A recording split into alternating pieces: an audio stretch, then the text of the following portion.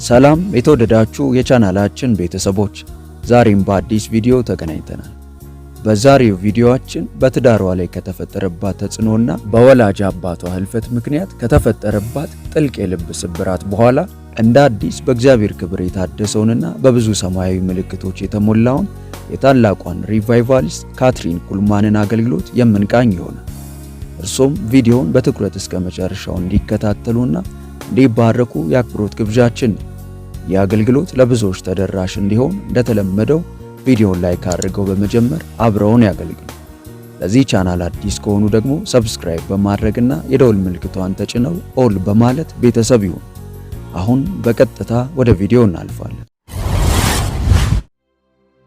ካትሪን ኩልማን ከእግዚአብሔር ቃል ውስጥ እንደ ድነታቸው ሁሉ ፈውስም ለአማኞች እንደተሰጠ በተረዳሽ ጊዜ ክርስቲያኖች ከመንፈስ ቅዱስ ጋር ስላላቸው ግንኙነት መረዳት ጀመረች።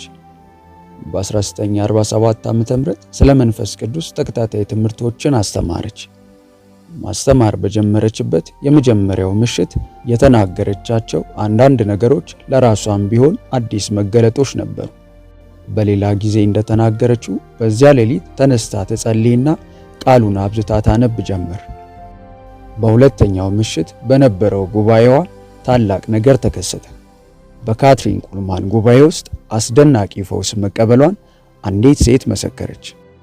ያቺ ሴት በጉባኤው መካከል ቆማ ባለፈው ምሽት ካትሪን ኩልማን ታስተምር በነበረችበት ጊዜ መፈወሷን ተናገረች። ማንም እጁን ሳይጭንባት ካትሪንም እንኳን የሆነውን ነገር ሳታውቅ ሴትየዋ ከእጢ ደዌ ተፈውሳ ነበር። በሚቀጥለው ምሽት ጉባኤ ከመሄዷ በፊት ሴትየዋ ወደ ዶክተር ዘንድ በመሄድ መፈወሷን እንዳረጋገጠች ተናገረች። በቀጣዩ እሁድ ሁለተኛው ተአምራት ተከናወነ። የአንደኛው ዓለም ጦርነት ተሳታፊ እንደነበር የሚናገር አንድ ሰው በኢንዱስትሪ ውስጥ ሲሰራ በደረሰበት አደጋ አይኖቹ ሙሉ በሙሉ ታውረው እንደነበርና አሁን ግን ለዘለቄታው ጠፍቶ የነበረው የአንድ አይኑ ብርሃን 85% እንደተመለሰለት፣ ሌላኛው ግን ሙሉ በሙሉ ጤናማ እንደሆነለት መሰከረ። አገልግሎቱ ከተጀመረ በኋላ በቢሊ ሳንደር ጉባኤ ጊዜ ይሳተፉ ከነበሩት ሰዎች ይልቅ ህዝቡ አዳራሹን ማጨናነቅ ጀመረ። እግዚአብሔር የካትሪንን ጉባኤ እጅጉን አበለጠገው። ነገር ግን መንፈስ ቅዱስ በካትሪን አገልግሎት ጀምሮት ያለውን እንቅስቃሴ በመናቅ ሰይጣን ማስታወቂያ መለፈፍ ጀመረ። ጥቂቱ የተሰነዘረው ኤምጂ ማሎኒና በቤተ ክርስቲያን ውስጥ ታዋቂ ከነበሩት ሰዎች ነው። ማሎኒ እንዳቀረበው ክስ ከአገልግሎቱና ከሬዲዮ ስርጭቱ እንዲሁም በፖስታ ከተላከው ገቢ ለመንግስት መግባት ከሚገባው ቀረጥ የተወሰነው ለእርሱ በመማለጃ መልክ እንደተሰጠው ተናገረ። ካትሪን እንዲህ ያለውን ግብዣ በማቅረቧ ክስ እንደተመሰረተባትም አስታወቀ። ይህ አይነቱ እንቅስቃሴ በአገልግሎቷ ላይ ጥላውን አጠላ። ይህም ማሎኒ እርሷን ከአገልግሎቱ ህንፃ አስወጥቶ ህንፃውን እንዲዘጋ አስችሎት ነበር። ጦርነቱ በዚህ ሁኔታ በካትሪንና በከሰል ማዕድን ሰራተኞች በሆኑ አጋሮቿና በማሎኒ ሰዎች መካከል ተከፈተ። የተጠናቀቀውም የካትሪን ደጋፊዎች በሩ የታሸገበትን ቁልፍ ሰብረው ወደ ህንፃው በመግባት አገልግሎቱ እንዲቀጥል በማድረጋቸው ነው። በመቀጠልም ደጋፊዎቿ $10,000 በማዋጣት በስኳር ማምረቻ አካባቢ በነበረው ጅረት አጠገብ አንድ ህንፃ ገዙ። ይህ ህንፃ የማሎኒ ከነበረው ህንፃ በእጥፍ የገዘፈ ነበር። ገና ከመጀመሪያው ቀን አገልግሎት ጀምሮ ጢም ብሎ መሙላት ጀመረ።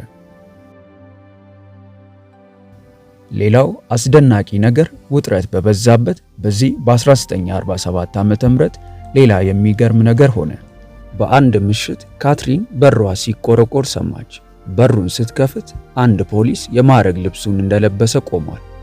ሚስተር ኒቫዳ ውስጥ ሆኖ የፍች ፋይል እንደከፈተባትና ደብዳቤውም በዚያ ቀን ጠዋት እንደደረሰው እርሷም መልስ ለመስጠት እንደምትገደድ ነገራት። ካትሪን አንገቷን ዘቅዘቅ አድርጋ በእጁ ይዞት የነበረውን ደብዳቤ ተመለከተች። አንገቷንም በዚያው አቀርቅራ ቀረች። አፍረቷንና ግራ መጋባቷን የተመለከተው ፖሊስ እጁን ዘርግቶ ክንዷን ያዝ አደረጋት።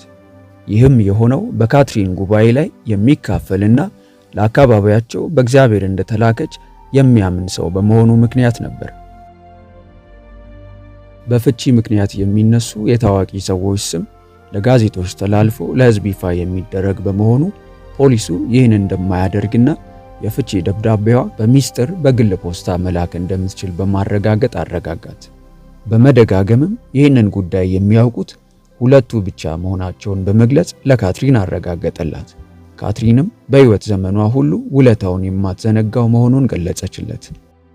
የዚህ ሰው መልካምነት ካትሪን ሊደርስባት ከሚችል ታላቅ የልብ ሐዘን አጸናት።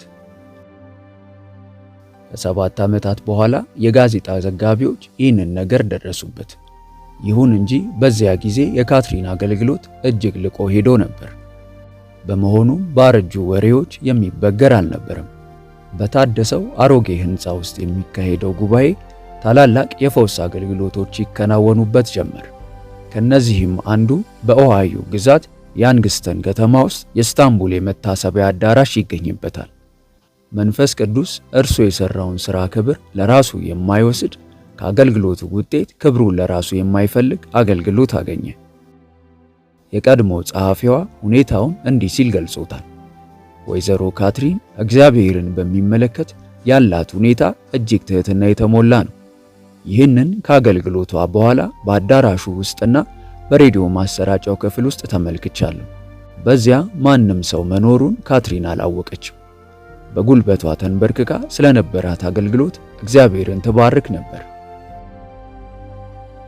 አገልግሎቷ እያደገ ሲሄድ ለእምነት የምትሰጠውን ትኩረት እየቀነሰች ትኩረቷን በመንፈስ ቅዱስ ሉዓላዊነት ላይ አደረገች። በጉባኤዎቿ ሁሉ የፈውስ ካርድ የሚባል ነገር አልነበረም። ድንኳኖች አልነበሩ። እጅ እንዲጫንባቸው ፈውስን የሚጠብቁ ረጅም የበሽተኞች ሰልፍ አልነበሩ። ፈውስን ያልተቀበሉ ቢኖሩ እምነት የሌላቸው በመሆኑ ምክንያት እንደሆነ በመቁጠር ማንንም አትወቅስም። እየሆነ ያለው ነገር እንዲህ ነው። ሰዎቹ በተቀመጡበት በማናቸውም ስፍራ ላይ ሆነው ፈውስ ያገኛቸዋል። ብቻ ወደ መንግሥተ ሰማይ ይመልከቱ፣ ትኩረታቸውንም በኢየሱስ ላይ አድርጉ።